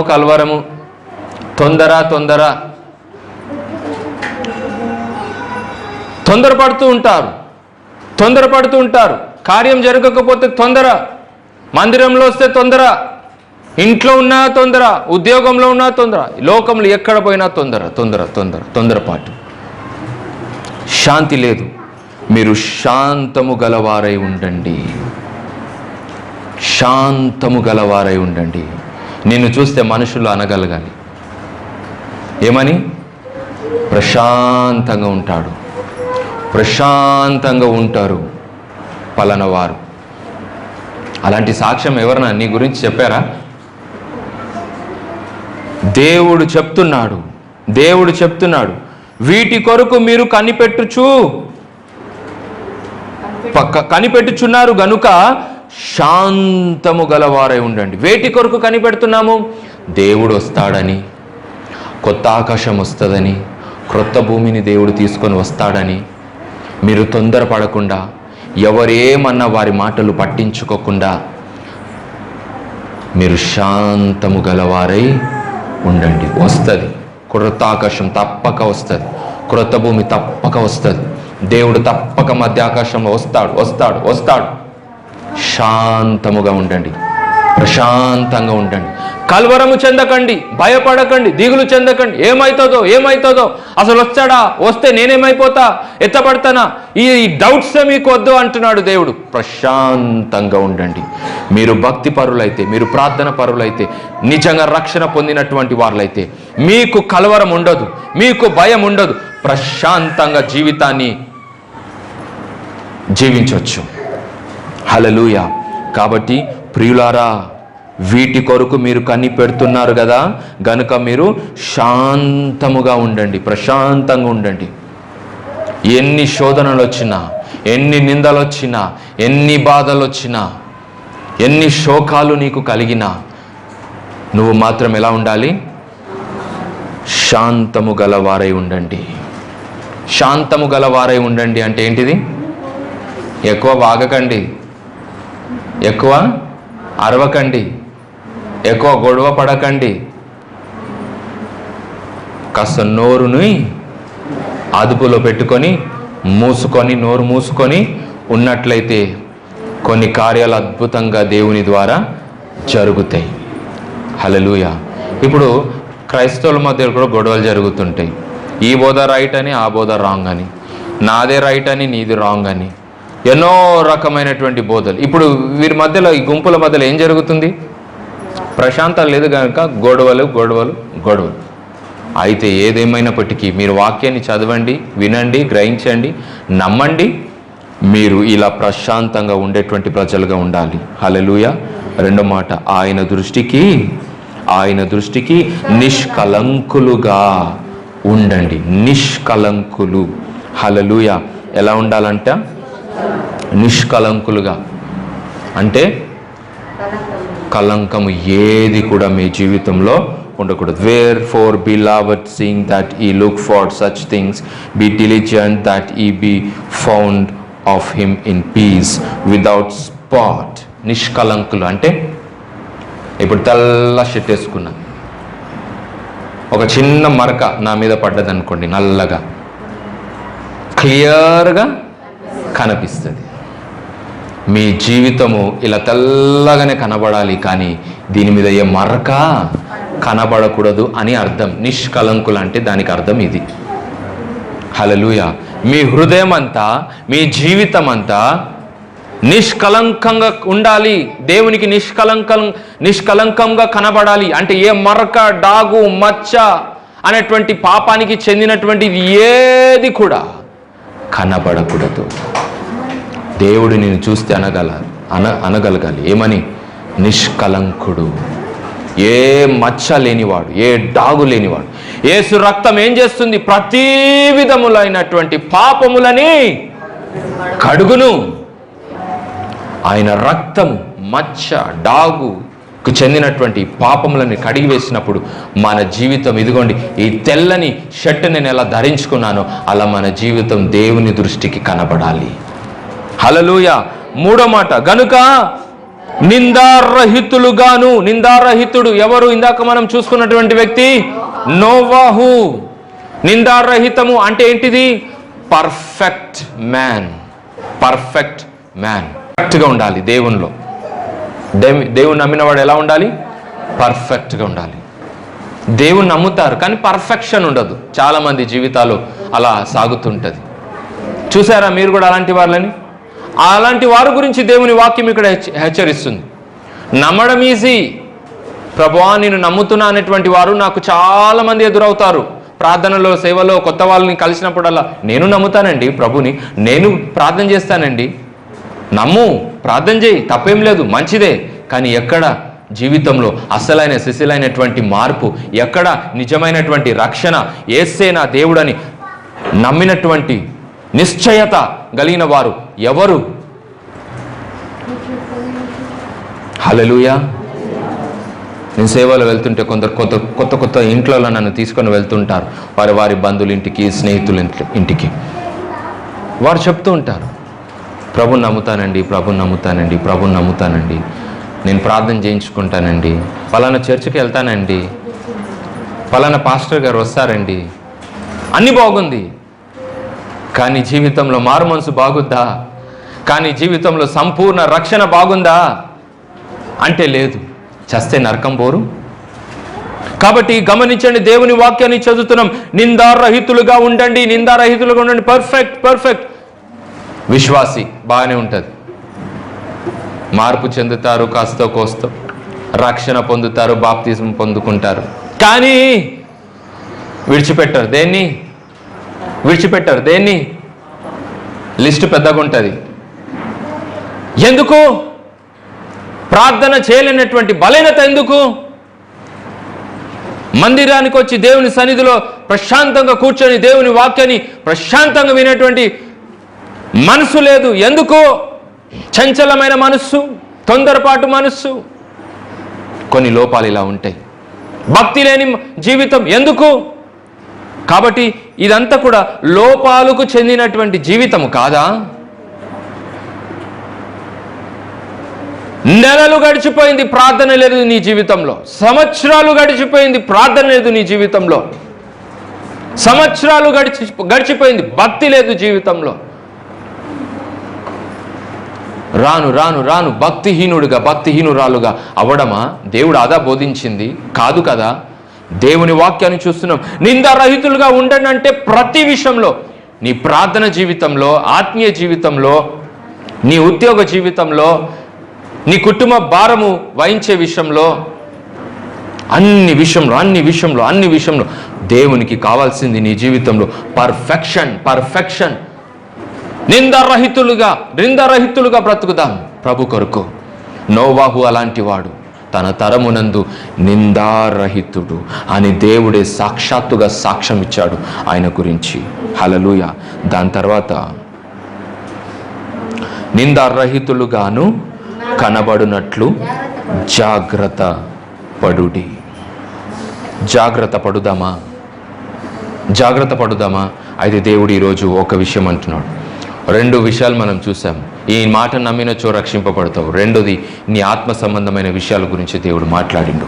అసలు దేవుడు మనిషి ఆత్మకు ఎందుకు ఇంత ప్రాముఖ్యత ఇస్తున్నాడు? ఎందుకు ఇంత తపన పడుచున్నాడు? ఎందుకు ఇంత బోధలు చేసి జీవితాల్లో, ప్రజల జీవితాల్లో మార్పులను తీసుకొచ్చి వారిని ఇలా కాపాడుతున్నాడు, రక్షిస్తున్నాడు?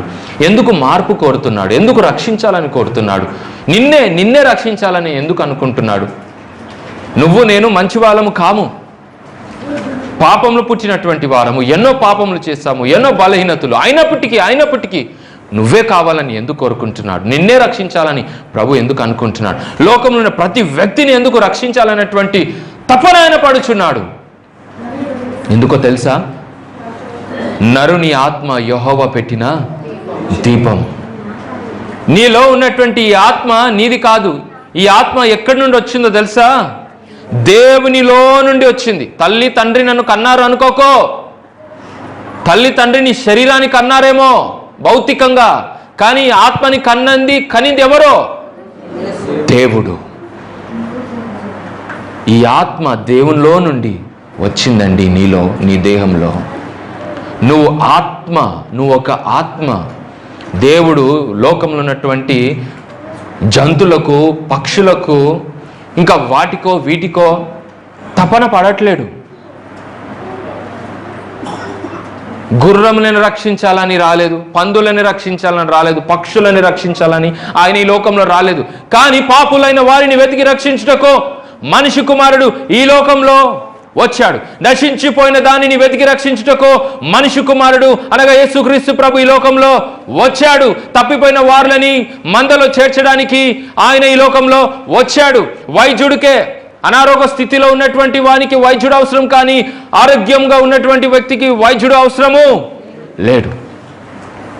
యేసు ప్రభు నిన్ను రక్షించాలని నీ కోసం వచ్చాడు, నీ కోసం చచ్చిపోయాడు, నీ కోసం తిరిగి లేచాడు, నీ కోసం ఆయన మరలా 2వ రాకడలో రాబోతున్నాడు. ఇదంతా కూడా మనిషి కోసమే. ఎందుకో తెలుసా? నరుని ఆత్మ యెహోవా పెట్టిన దీపం. ఈ ఆత్మని రక్షించాలని, మనుషులందరూ ఆత్మ గలవారు, మనిషిని రక్షించాలని వచ్చాడు. లోకంలో ఉన్నటువంటి జంతువులు, పక్షులు, పురుగులు, వాటి కొరకు ఆయన రాలేదు. అవి చచ్చిపోతే దాని చాప్టర్ క్లోజ్, కానీ నువ్వు చచ్చిపోతే నీ చాప్టర్ ఓపెన్ అవుతుంది. అసలైనటువంటి జీవితం అనేది చచ్చినాక స్టార్ట్ అవుతుంది. కొందరు పరలోకంలో లాజర్ వలె, మరికొందరు ధనవంతుని వలె నరకంలో. చచ్చిపోయిన తర్వాత నీ జీవితం ఎక్కడ ప్రారంభించాలని అనుకున్నావు? నరకంలోనా, పరలోకంలోనా? చెప్పండి. పరలోకంలో నీ జీవితాన్ని ప్రారంభించాలి. హల్లెలూయా. గనుక ప్రభు చెప్తున్నాడు, ఈ సువార్తను, ఈ మాటను నమ్మండి అన్నాడు. ఎక్కడ? మార్క్స్ సువార్త 1వ అధ్యాయం 15వ వచనంలో. మార్క్స్ సువార్త 1వ అధ్యాయం 15వ వచనంలో,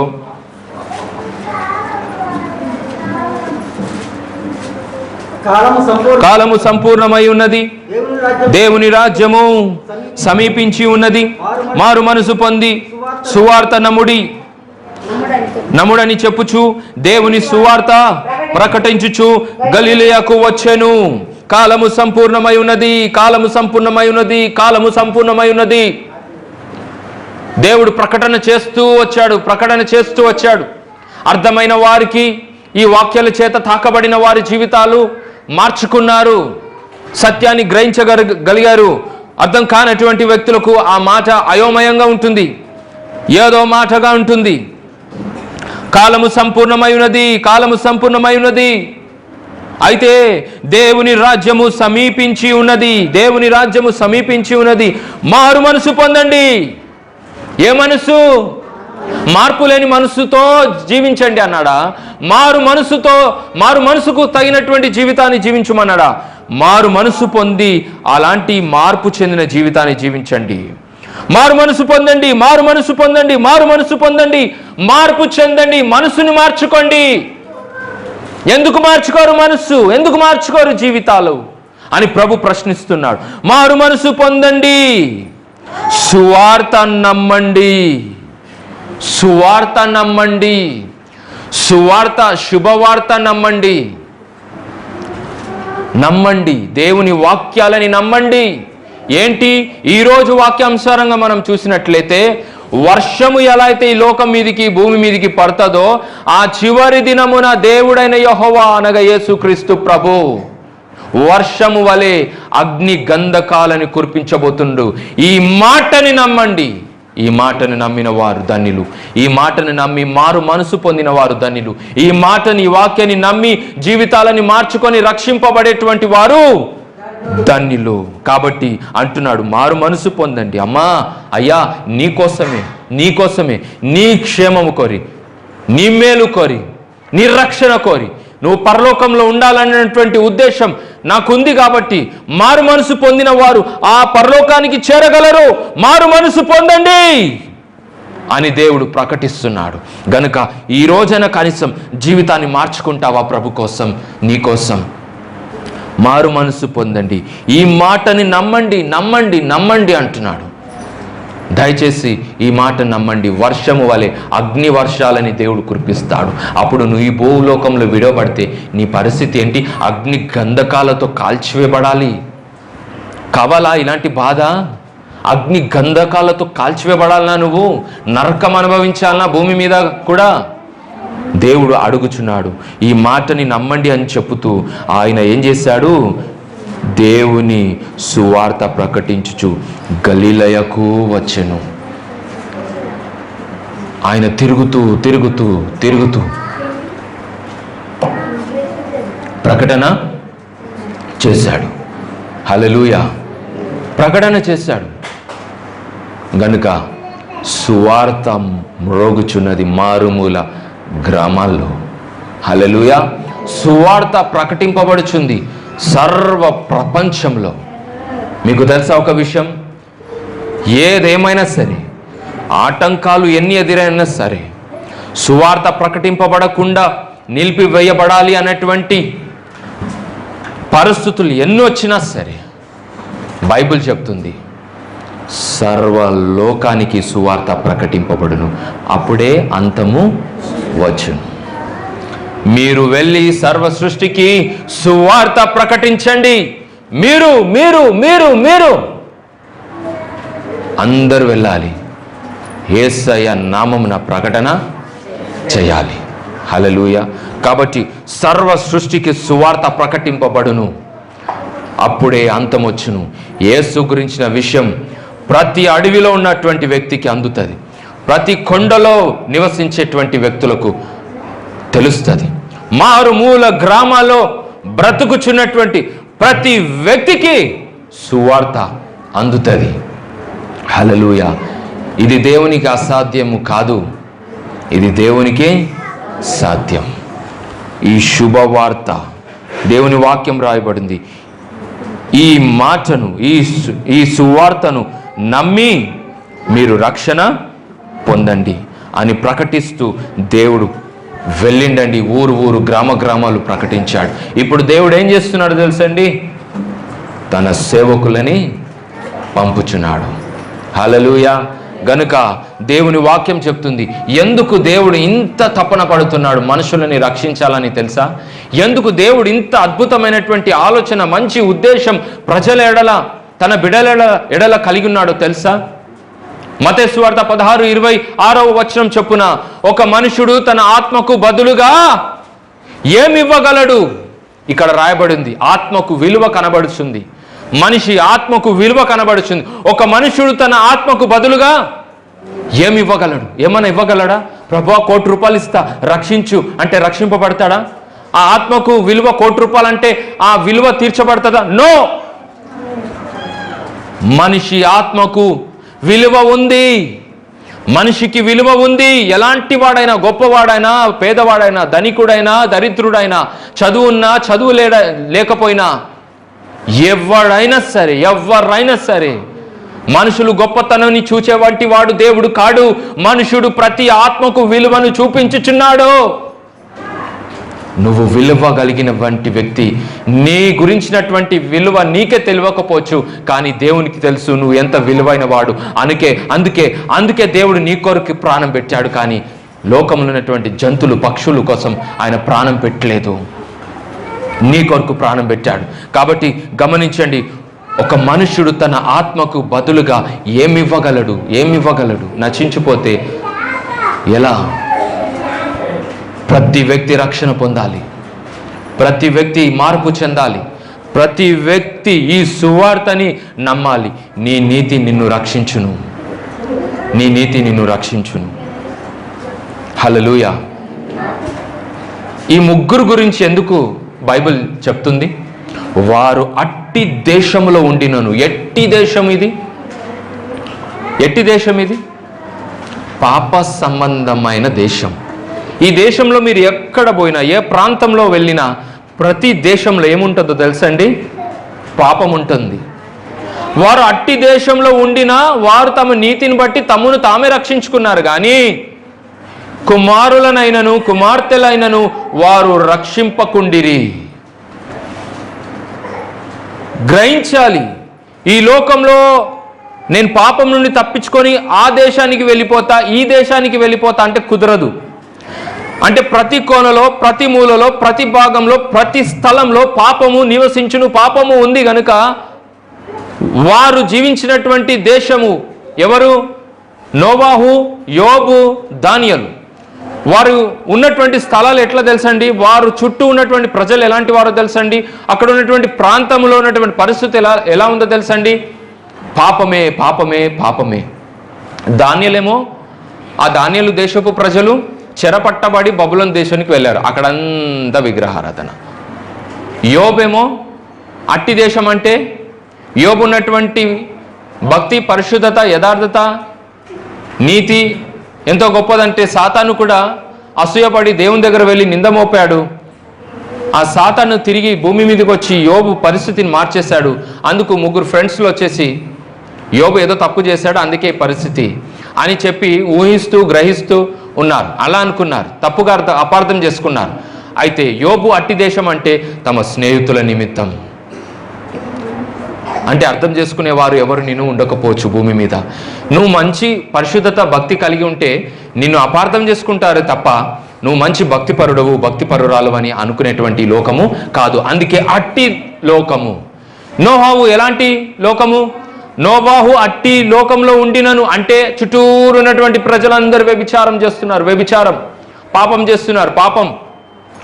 వారి మధ్యలో నోవాహు అయినా, దానియేలు అయినా, యోబు అయినా నీతిని కాపాడుకున్నారు, భక్తిని కాపాడుకున్నారు, రక్షణ కాపాడుకున్నారు. అందరిలో కలిసిపోలేదు, వారి పాపంలో పాలు పొందలేదు.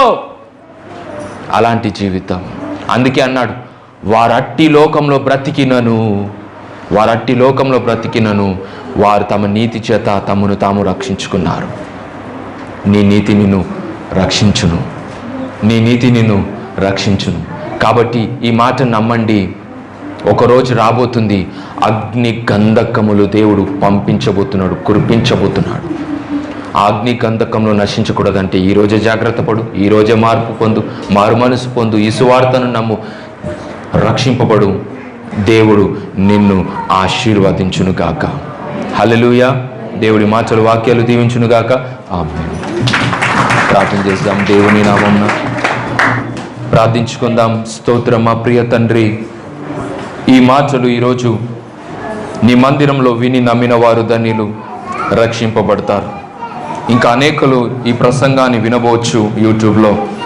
నమ్మి రక్షింపబడు వారు ధన్యులు గనుక అనేకులు రక్షింపబడాలని తపన పడుచున్నావు ప్రభువా.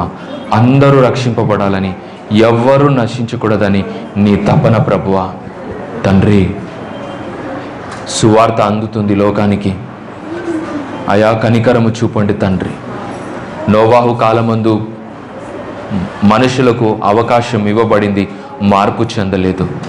120 సంవత్సరాలు నోవాహు ఆ యొక్క ఓడను తయారు చేయడానికి పట్టింది. కానీ అయినప్పటికీ ఆ మనుషులు మారలేదు, ఒక్కరైనా రక్షణ పొందలేదు ప్రభువా. అయితే వర్షం పడుతుందనేటువంటి నమ్మకం వారికి కలగలేదు. కానీ నోవాహు నమ్మి విశ్వాసాన్ని క్రియరూపంలో పెట్టి తన కుటుంబం రక్షింపబడింది. నేటి కాలమందు ప్రస్తుత భూమికి, ఆకాశమునకు, భక్తిహీనులకు అగ్ని వర్షము కురిపించబోతున్నవని పేతురు రాసినటువంటి పత్రికలో చదువుకున్నాం గనుక ఈ మాటను నమ్మి మారు మనసు పొంది రక్షణ ప్రజలు పొందుదురుగాక. ఇదే మా ప్రార్థన తండ్రి. నీ రాజ్య వారసులవ్వాలని ప్రార్థిస్తున్నామయ్యా. నశించిపోయే వారిని వెతికి రక్షించుటకు ఈ లోకంలో వచ్చావు ప్రభువా. ఎవ్వరు నశించడానికి ఇష్టం లేదు. ప్రతి వారు మారు మనసు పొంది చెడుతానని విడిచిపెట్టి రక్షణ పొందడమే దేవాన్ని చిత్తమై ఉందని ఈరోజు మాతో మాట్లాడి ఉంటున్నావు తండ్రి. ఒక్కొక్క వ్యక్తిని రక్షించే దేవుడవు తండ్రి. ఒక్కొక్క వ్యక్తి కొరకు సిలువలో శ్రమనొందావు ప్రభువా. ఒక్కొక్క వ్యక్తి కొరకు ప్రాణాన్ని బలిగిచ్చావు తండ్రి. ఒక్కొక్క ఆత్మ, ప్రతి ఆత్మ కొరకు ప్రాణాన్ని అర్పించావు తండ్రి. అవస్థలు అనుభవించావు ప్రభువా. మనిషి ఏ పాటి వాడు, ఆ మనిషి కోసం ఇంతగా చేసావు తండ్రి.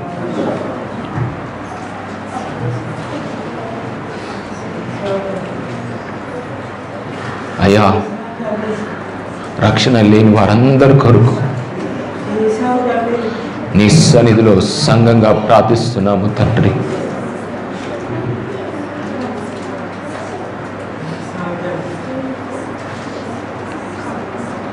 ప్రతి ఆత్మ రక్షింపబడును గాక. ఆత్మ కలిగిన ప్రతి మనిషి మారు మనసు రక్షణ పొందుతురు గాక. ఆత్మ కలిగిన ప్రతి మనిషి ఈ సువార్తను నమ్మి జీవితంలో మార్పు చెంది రక్షింపబడుదురు గాక. అయ్యా, నీకు స్తోత్రం. కనికరము చూపండి తండ్రి. ఈ లోకాన్ని క్షమించు నాయనా. లోకనాథులను క్షమించు తండ్రి. వారి అవిశ్వాసమును క్షమించు ప్రభువా.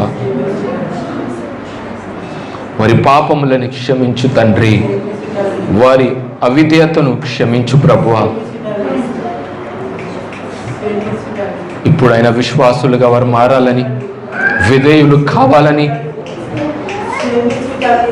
నీ సన్నిధిలో ప్రార్థిస్తున్నామయ్యా. కనికరము చూపుమని ప్రార్థిస్తున్నామయ్యా.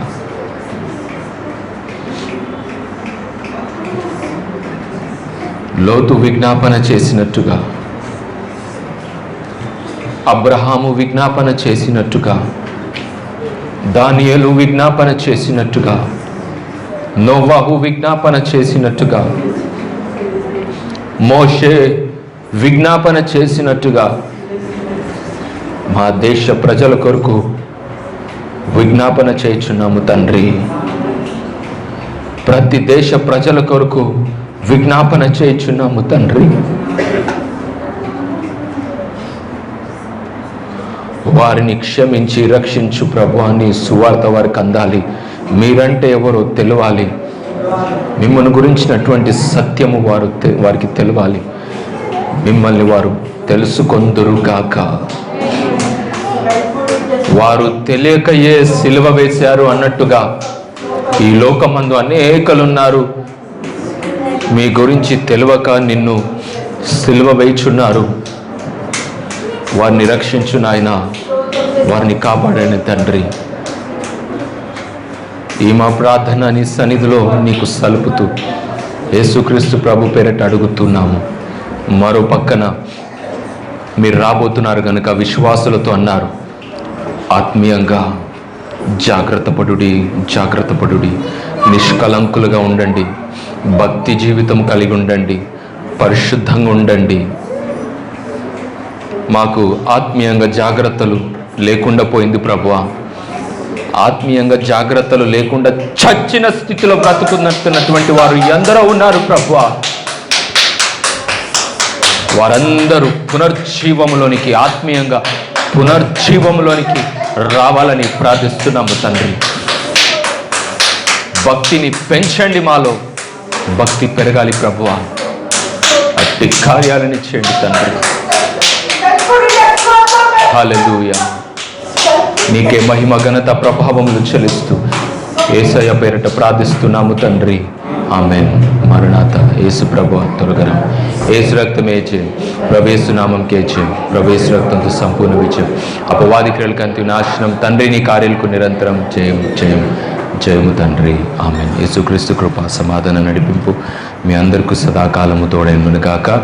ఆమేన్. నిలబడి ఒక పాటతో